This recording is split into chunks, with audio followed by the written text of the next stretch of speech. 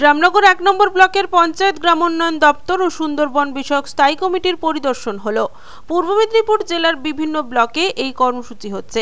রামনগর বিধানসভার রামনগর ১ নম্বর ব্লকের রাজ্যের পঞ্চায়েত এবং গ্রামোন্নয়ন দপ্তরের স্ট্যান্ডিং কমিটি বিষয়ক স্থায়ী কমিটির অধ্যয়ন পরিদর্শন কর্মসূচি হলো।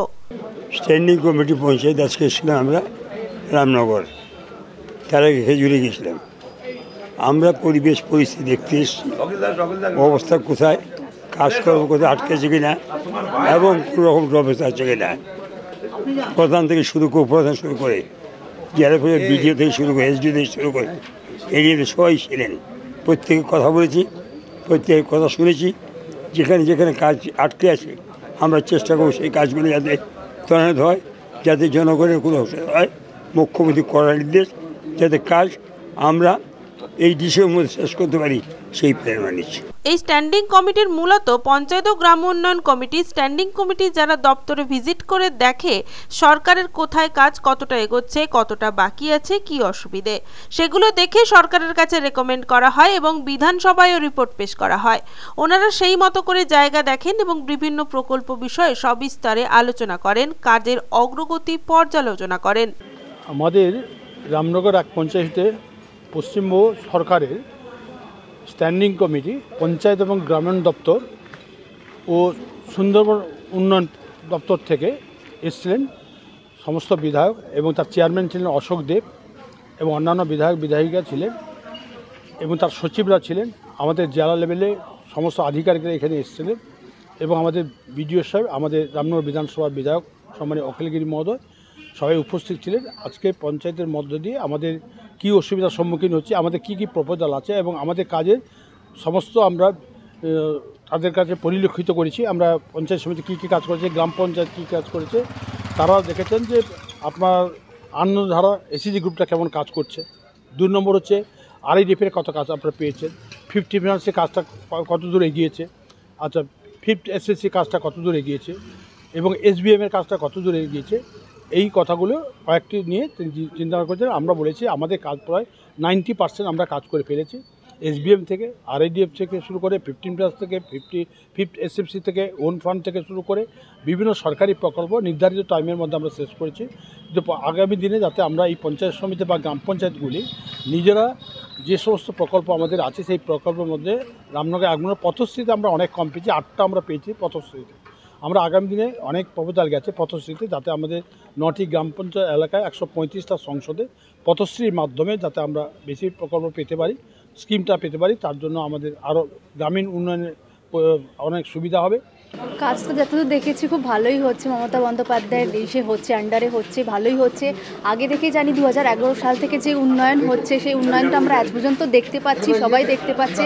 সেই হিসাবেও আমি যেটা সিট জিতেছি বাগদা, সেটাও প্রায় 20,000 ভোটে আমরা লস ছিলাম, সেটাকে পার করে 50,000 ভোটে আমরা জিতেছি, সেটাই বিশাল বড় ব্যাপার। পশ্চিমবঙ্গ সরকারের স্ট্যান্ডিং কমিটি পঞ্চায়েত ও গ্রাম উন্নয়ন কমিটি সুন্দরবন এবং উন্নয়ন দপ্তর থেকে সমস্ত বিধায়ক ও চেয়ারম্যান অশোক দে, অন্যান্য বিধায়ক সহ সচিবরা এসেছিলেন। এছাড়াও উপস্থিত ছিলেন জেলা আধিকারিকরা। আমাদের যে টার্গেট ছিল, আমাদের ইঞ্জিনিয়ার সেলের 3.5 লক্ষ টাকার মতো ভেটিং করা পাওয়ার আছে, সেটাকে আমি ডিমান্ড করছি 6 লক্ষ টাকার মতো করার জন্য।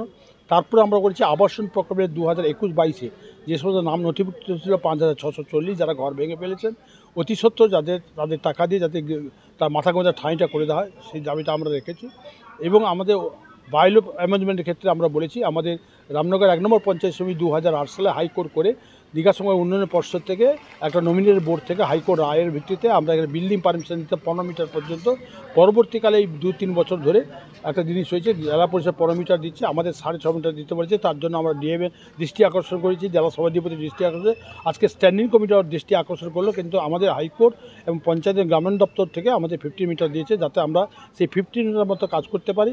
এবং আমাদের ভেটিং পাওয়ারটা আমাদের ইঞ্জিনিয়ার সেলকে 6 লক্ষ টাকা পর্যন্ত দেওয়া হয়, কারণ আমাদের ওই ভেটিং করতে হলে জেলা পরিষদে গিয়ে ভেটিং করতে হয়, অনেক লেট হয়ে যায়, সময় নষ্ট হয়ে যায়।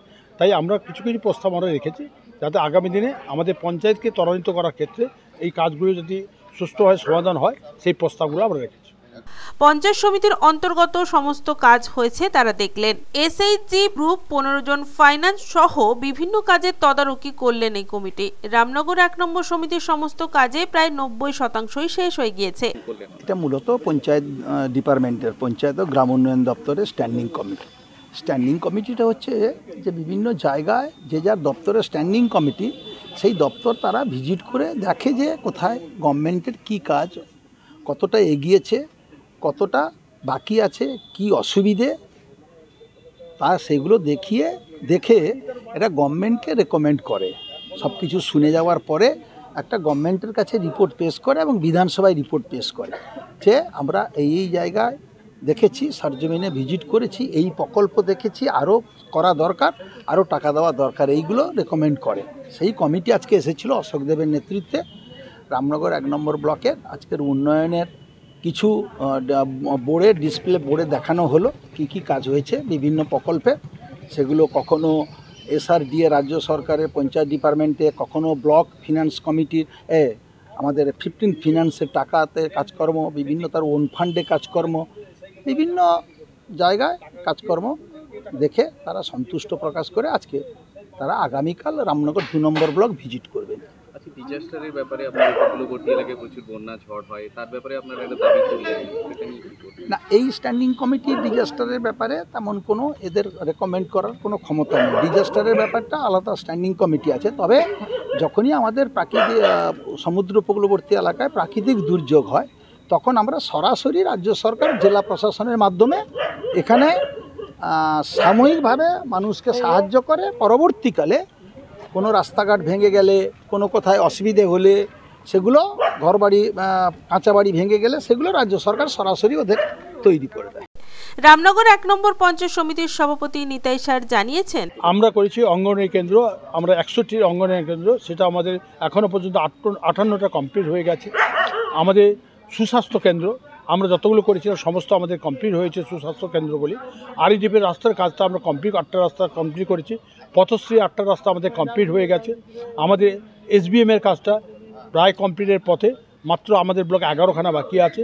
এবং আমরা গ্রে ওয়াটার ম্যানেজমেন্টের ক্ষেত্রে আমাদের প্রতিটি জিপি কাজ করার চেষ্টা করেছে এবং গ্রে ওয়াটার ম্যানেজমেন্টের ক্ষেত্রে আমাদের কাজও চলছে। এবং সেক্ষেত্রে আমাদের কাজ পঞ্চায়েত সমিতি তারা কিন্তু আজকে স্ট্যান্ডিং কমিটি কথা স্বীকার করেছেন যে পূর্ব মেদিনীপুর জেলার রামনগর 1 নম্বর ব্লক বা রামনগর 1 পঞ্চায়েত সমিতি তারা ভারতবর্ষে 3বার পুরস্কার পেয়েছেন এবং কাজের অগ্রগতি দেখে বোঝা যাচ্ছে এরা যথেষ্ট সরকারি পরিকল্পনাকে বাস্তবে রূপায়িত করার জন্য যথেষ্ট সচেষ্ট আছেন। এবং তারা আরও কী করে আমরা ডেভেলপমেন্ট করতে পারি, উন্নয়ন করতে পারি, তারা ওন ফান্ড ক্রিয়েটের ক্ষেত্রে তারা কিন্তু প্রশংসা করেছেন এই কারণে যে রামনগর 1 নম্বর পঞ্চায়েত সমিতি যেভাবে ওন ফান্ড ক্রিয়েট করে এবং বাইলকে অ্যামেন্ডমেন্ট করে আমরা কোন উপরে গিয়ে ওন ফান্ডটা ক্রিয়েট করতে পারি, তার জন্য আমরা বাইল অ্যামেন্ডমেন্ট করে সেটা কিন্তু 2009 সাল থেকে আমরা চালু করেছি। এবং সেটা ওন ফান্ডের ক্ষেত্রে আমরা কিন্তু গভর্নমেন্টের টার্গেটকে অনেক ছাপিয়েছি। আমরা স্থায়ী সম্পদ তৈরি করেছি, আমরা পঞ্চায়েত সমিতি মার্কেট কমপ্লিট করেছি, পঞ্চায়েত সমিতি সংগ্রহের উদ্বাস করেছে, পঞ্চায়েত সমিতি গেস্ট হাউস আমাদের উজান আছে দীঘাতে, আমাদের উর্মি আছে। অর্থাৎ আমরা ওন ফান্ড ক্রিয়েট করার ক্ষেত্রে যে সরকারের মুখাপেক্ষী না হয়ে আমরা নিজস্ব তহবিলটা কত বাড়াতে পারি তার প্রচেষ্টা আমরা গ্রহণ করি। ব্যুরো রিপোর্ট, খবর BCBS।